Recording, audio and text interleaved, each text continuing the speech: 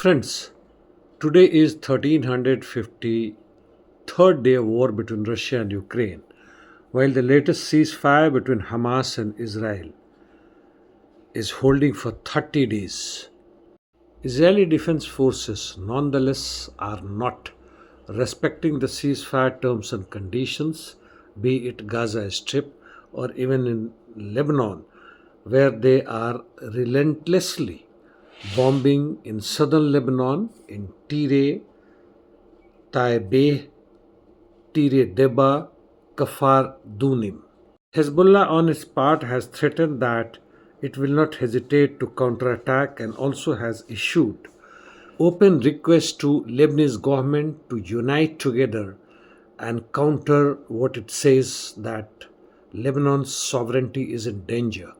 Sudan too is not peaceful, where the RSF, the so called rebellion forces with the help of UAE and other Arab countries, along with American imperialism, is causing massive violence against the locals who are not supporting them. In Ukraine, on Zaporizhia front, Russian army took over Uspennivka and advanced west of it, while they also crossed Yanchur River and reached Solodke outskirts. They have also advanced north of Stepov and reached southern outskirts of Orestopil. In Kamyansky or Vasilivka front, Russian army have taken over many dachas, in fact most of them in south of Primorsky.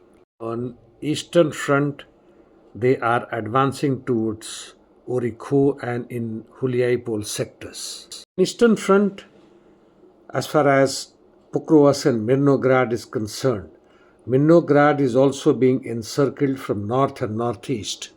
A rough estimate says that Russians have occupied close to 95% of Pokrovsk. Towards Konstantinivka direction, Russians are advancing on Santuri Novka direction.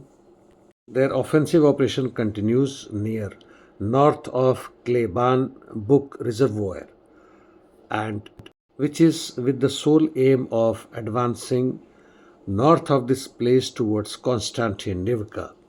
In northeast Ukraine, in Lyman direction, Russians are continuously, though slowly, advancing towards Lyman direction. In Kupiansk, they have captured 50% of the city. Coming further north, in Volchansky direction, Russians are continuously advancing in southern part as well as towards Sinelnikov. Sumy positional battle on. As far as Ukrainians are concerned here, they launched new assaults on Oleksivka and entered in southern Oleksivka.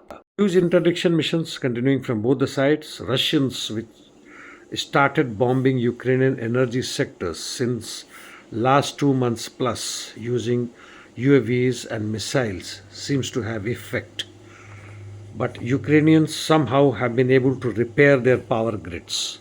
In India, one of its provinces, namely Bihar, the election process is on. First phase of voting is done, and second phase will be done on 16 November, where massive fraud is being done by the ruling party, where hundreds of thousands of voters have been removed from the list and fake ones have been entered, like even a Brazilian beautiful model who has voted more than a dozen of times. Well, this is part of 21st century democracy, friends. That's all for the day. Thank you.